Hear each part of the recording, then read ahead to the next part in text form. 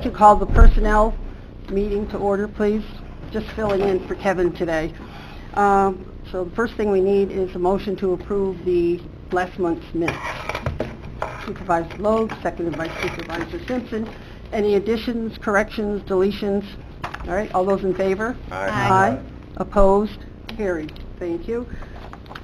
I don't see anyone here from SUNY Adirondack, but we do have a meeting next week, so I'm sure they'll bring us up to date on everything at that meeting. All right, so we have requests to be discussed by the Human Resources Director and/or Personnel Officers. So who do I turn that over to? Is Jackie here, or? I'm here. Okay. All right. If you've had a chance to look it over, does anybody have questions? Nothing to add to that, Trish? Okay, so we're Supervisor Lowe. Thank you, Madam Chair. I just want to say, I love that report. No, it is a good report, isn't it? Yeah, that's great. Oh. So, keep it up, girls. It was my idea, Bill. Oh. All right. Next thing, referrals from the Criminal Justice and Public Safety. A, request to amend the table of organization and salary schedule to create and fill the new position of Case Manager, Public Defender, grade 14, base annual salary $40,954, effective July 1, 2019. Someone like to make that motion? Supervisor Simpson, seconded by Supervisor Leggett. Any discussion? All those in favor? Aye. Opposed? Carried. B, request to amend the table of organization and salary schedule to create and fill the new position of legal clerk, grade 5, base annual salary $30,520, effective July 1, 2019. Someone like to bring that motion to the floor?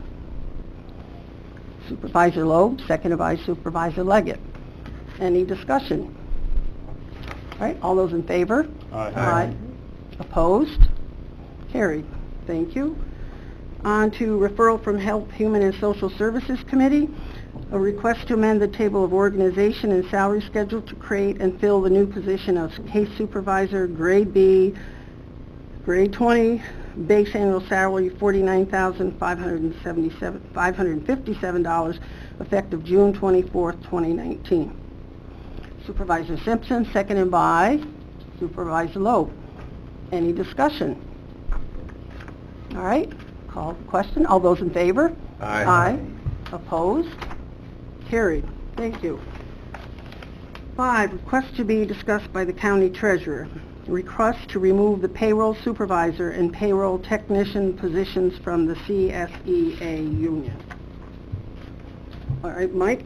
Good morning. Good morning. First of all, I kind of have to ask Ryan a quick question about this. We haven't had time to hook up this morning because we had a lot of discussion yesterday about whether or not we were going to be proceeding with this, and are you still comfortable with going forward? Yeah, I think it's fine to have the conversation and get the committee's temperature on what we think. Okay, good. Thank you. I just wanted, before I head it out on, basically what I'm asking for is to remove my payroll supervisor and payroll technician positions from the CSEA unit. They are not currently union members, but it is a CSEA union position. And the reason is, there's several different reasons for this, but we did a survey of all the other counties around. None of them have their payroll people within the union. They are all what they consider management confidential employees. And that's what I'd like to do with this. There's several reasons. One, these people have information. Anybody who draws a paycheck from this county, they have everything to know about all of us. I mean, they know about our families and everything, okay? That, to me, needs to be kept confidential. It doesn't need to be a union position. Also, we have, one of the things, and I was just talking with Supervisor Loeb about this, is that payroll needs to be part of, well, I don't know exactly how to say this, the negotiation process with the county because of the information that they do have and their ability to create information that will help our negotiating team with the CSEA contract, or any contract, basically. And I don't think it's quite appropriate that people that I feel should be on our management team working on those things are also union members. I think that's a direct conflict. That's my opinion. I know that there's been, and Mary has worked a lot on this, and that there's some concerns about how to go about this properly, and I'll let you or Ryan discuss that. That's outside of my area of expertise, but any questions? All right, any questions from the committee? Mary, do you have any kind of input on this for us?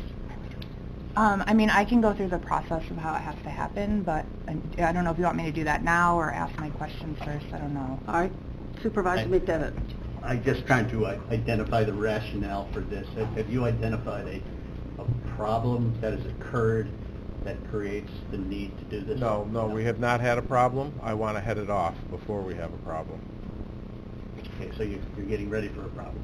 Well, no, but, I mean, if one of the people that's there that leaves, and a new person comes in, the people that I have there, we've built up a good trust with, and they're not going to do anything that they shouldn't be doing. But that doesn't preclude us from having a problem if one of them leaves and somebody else comes in. Supervisor Bramer. Thanks. On these two positions, you said you had a concern about confidentiality. They would have to keep our payroll information confidential whether they were union people or not, correct? Yes, but if they're management confidential, we have a little bit more authority on that, and there's a little bit more involved with that than if they're just a union position dealing with it. Supervisor Simpson, I saw your hand up before. Yeah, I just had a question, because further on before I consider A, I wondered what the difference between the salary part of that, I mean. Well, this is kind of two different things, okay? We're talking about the salary at the same time. I'm more concerned about the union positions than I am about the salary. We can have the salary discussions, but I think they're two separate issues, in my opinion. And, I mean, I would just as soon get the discussion going on this, and then we can talk about the salaries. I'm not doing one to try to promote the other. All right, so we're back on A then, just talking about removing the payroll supervisor and payroll technician positions from the CSEA unit. That's what we're concentrating on right now. Yes. All right, Claudia? Okay. I'm sorry, Supervisor. Thank you. That's okay. Thank you, Chairwoman. Sure. On what are our people who are in other situations like this? I mean, HR has, I'm sure, access to confidential information. Is there a management level union employee? As far as I know, all of the people in HR are outside the unit, correct? And so isn't civil service, correct? Correct. Okay. All right, Supervisor Leggett, your hand is up. Thank you. Treasurer Swan, you mentioned these positions are filled, they are union positions, but they are not union members? Correct. They are what they call an agency member. In other words, they pay an agency fee, but they are not an active union member. They still pay the dues, but they just don't get the representation from the union, basically. Any other questions? Supervisor Molino. I'd just like to move ahead, and I think we've got to respect our treasurer. I'd like to be heard. I think I should. All right, I'd so like you wanna to make the a motion? that we move ahead with what he's talking about. I'll talk about it if you want me to. Okay, Supervisor Simpson?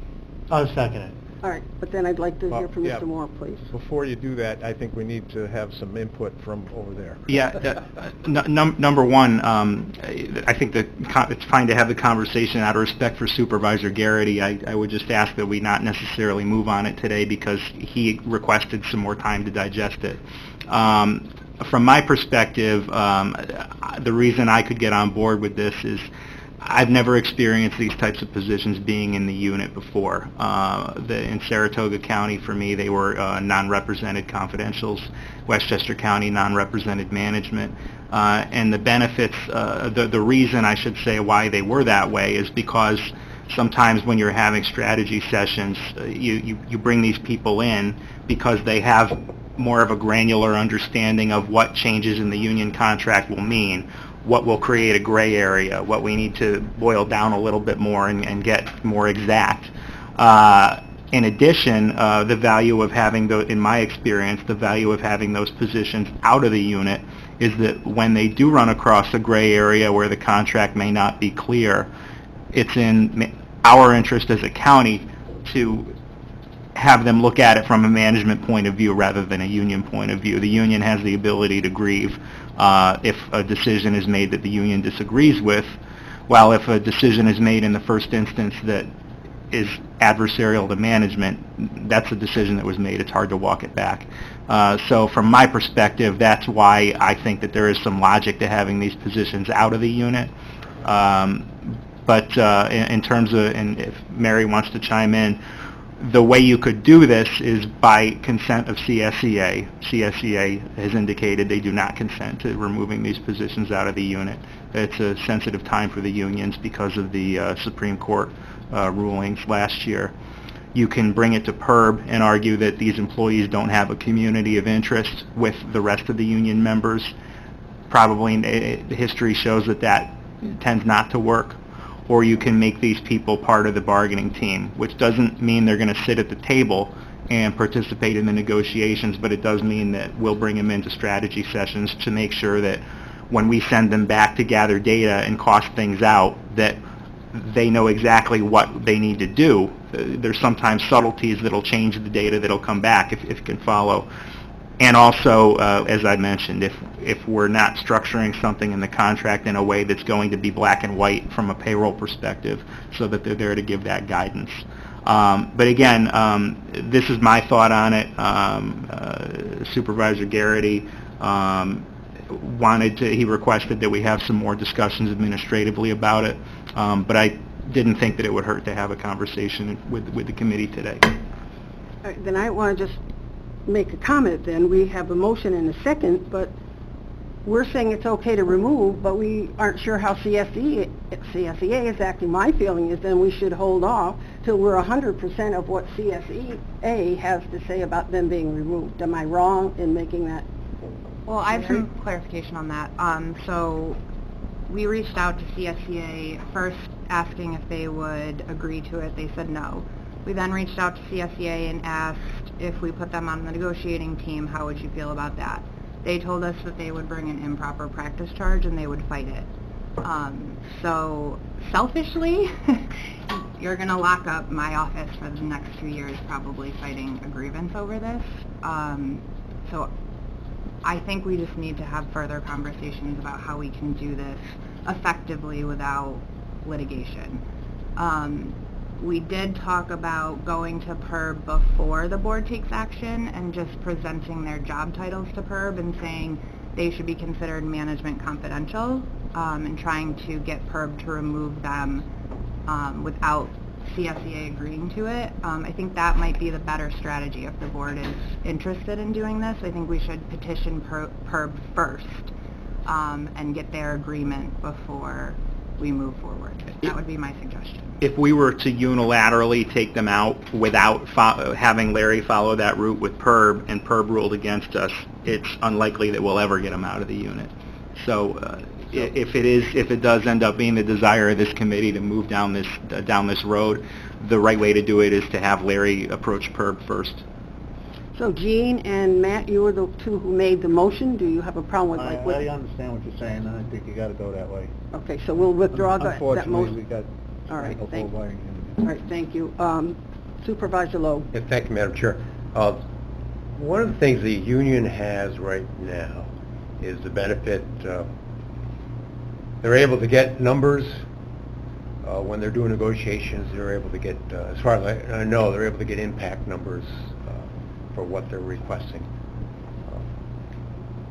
We're in a position, everybody in this room, bar none, everybody's relatives, bar none, everybody's friends and acquaintances, bar none, have for a long time and continue to and will in the future, hopefully, benefit from the gains that our society has based on the unions and the efforts by the unions. The unions get a black eye from, I remember back in the 70s, of Teamsters, and the bad things the Teamsters were doing reflected on all of the unions. Well, that was just such a small part as far as the union impact on all of our lives, and if it weren't for the unions, the union activities over the past century, our quality of life would be so much lower than it is right now. I'm concerned if we move these people out of the union, that our county unions will not have access to certain information. We certainly have not suffered as a county and a community because they've had this access, and that's helped them on their side doing their negotiations. And I would think it would be a bad move on our part to prevent them from continuing to have that information. We should support unions as much as we can. As citizens, we should encourage them. At the same time, we're management, so we have to take care of the management aspect. But this is one particular area which has served, I think it's served the county as an organization, and has served the county residents very well to allow the union to have access to this information. So if we do move them out of the union, I would like them still to be able to get access to that information. Thank you. Okay, understood. Supervisor McDevitt? I don't know enough about it, and I would prefer to take the approach of Mary to kind of, let's think about it some more, let's kind of I agree maybe with get you on Larry that. involved, let's make the right decision based on, the professionals that we have representing us. Supervisor McGowan? Thank you, Mr. Chairman. You said that there, I'm trying to weigh this out. I mean, why doesn't the union want to let them out if they think, I mean, personally, I feel, I agree with you, bargaining chip, getting them separate, it is, HR is not involved. I agree with the front of how we got to handle this because it is a union. But you mentioned that they don't participate in the union, but they pay their dues. So really, who loses in this situation? Really, besides, because if they're not participating, they're not voting, because they can't vote, because that would show, you know what I'm saying? So, in my opinion, it makes sense to move forward and slowly and correctly, so we don't tie ourselves up in litigation. But I mean, really, of course the union doesn't want to lose out, because that's the dues that they're going to be losing, and nothing against the union. Trust me, I've worked both sides. But I do believe is that, it just sounds by sitting here, they participate. Well, they don't participate, but they pay dues. And the union's saying, well, we don't want them out. What's two people protecting the treasurer's office and the information that they hold, and then in the bargaining chips, it relieves a little pressure, but I do believe we need to move forward as cautiously as possible so this doesn't get tied up longer.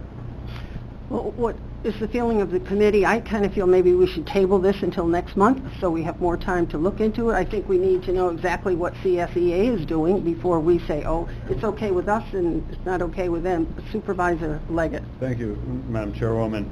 Procedurally, should there be some direction from this committee to move forward on this? What do you think? I think if the committee feels strongly enough one way or another, my concern would be the chair, Mr. Garrity, is not here, and requested that he have some more time to look at it. So if the committee is going to make that decision now, you're doing so without the chairman. Motion to table? Until the next meeting? All right, second to that motion to table, Supervisor McDevitt. All those in favor? Aye. Opposed? Carried. Thank you.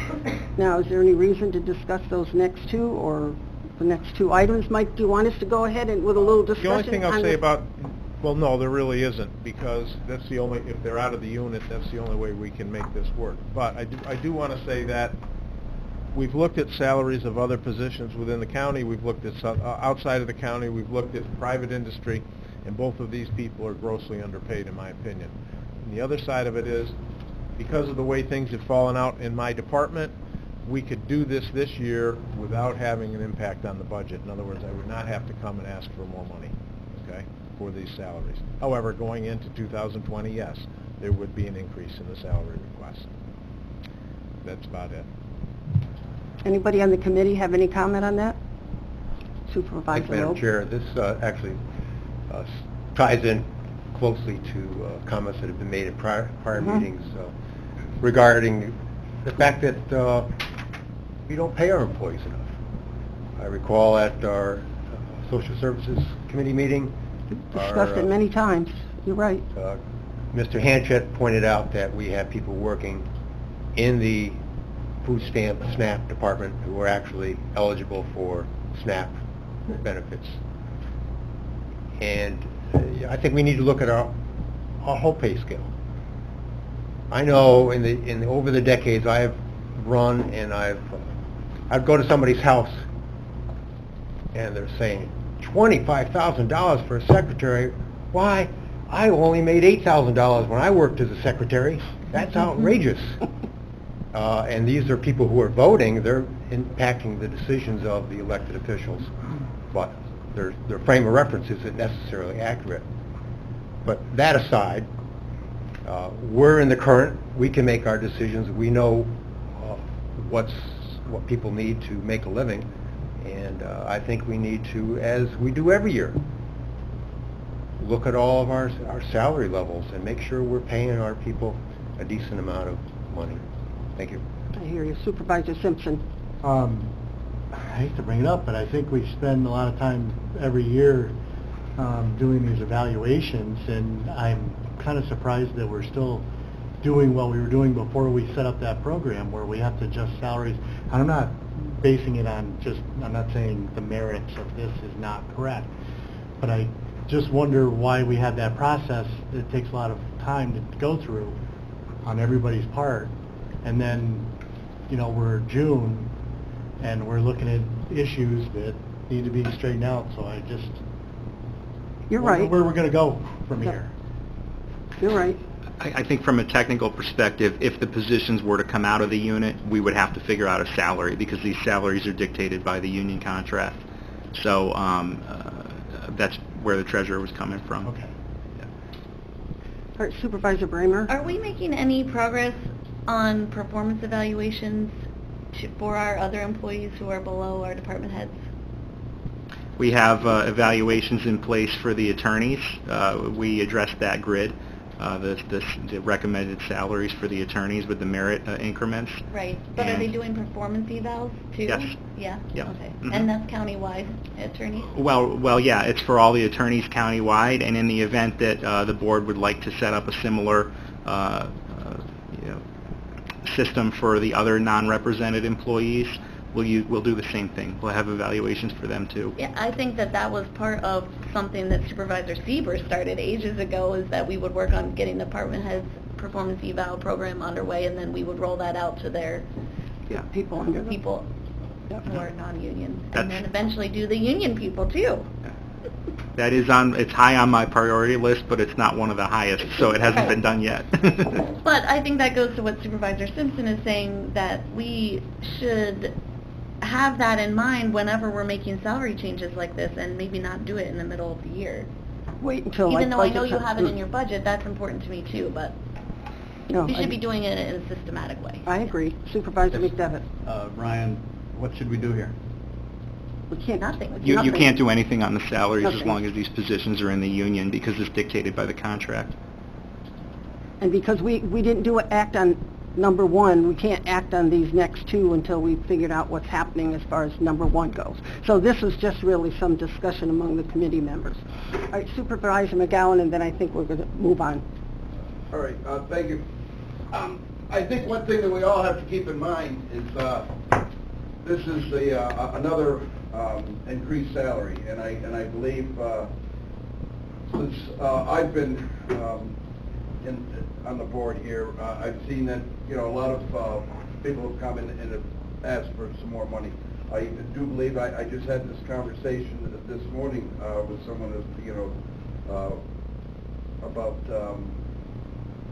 what we pay our employees, and it is a shame to hear from Kristen that people on like handout food stamps that just it's shocking, and I know it's coming, and I really think that we all should figure out a plan of what we're gonna do, because if we keep increasing other people's salaries, word flows around this place pretty quick, so, you know, so we better be prepared. That's all I'm saying, that I think we have to, you know, be financing or budgeting. Frank, would that, where would we, you know, talk about how we can budget for these future increases to bring everybody up to par? I don't know how to do it. All right. No, I'm sorry I missed yours the other day, so. But I just been thinking about this, and now seeing this year, you know, it's becoming alarming.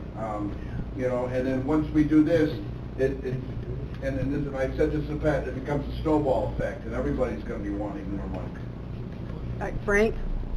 Well, as the budget officer, these salary increases that proposed, I can't support, so I have to keep my finger in the dike here. Right. A 10% increase and a 23% increase to me is excessive.